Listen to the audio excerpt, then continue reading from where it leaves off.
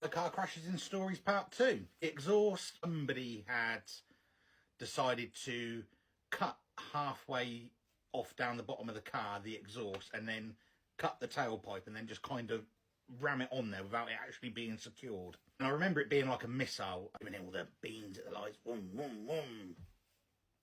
And I accelerated. And I just remember the exhaust going, poof, straight out from underneath the car like a bloody missile. I had nowhere to stop, so I had to go all the way through town, back round the roundabout, and come back up. You won't believe it. Some fucker only went and nicked it. I remember visiting my uncle and going into his shed, which he had, it was just an Aladdin's cave in his shed. I found a hoover pipe, so that fitted. So guess what went on there? It rammed on the old hoover pipe. Worked perfectly until I could get the new exhaust fitted.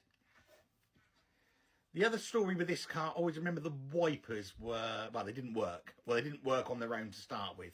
So when it started raining, you would need to turn the wipers on, nothing would happen. And I remember having to put my hand out the window to grab hold of the wiper, but eventually I managed to get it to work.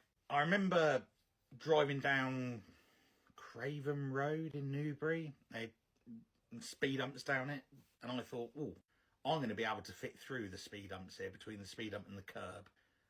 As it turns out, I couldn't, and I ended up clobbering the left driver's side wheel, and I got a puncture.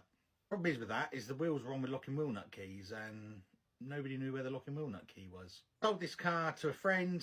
Whatever happened to it after that, I don't know. I imagine it's in the big scrapyard in the sky now.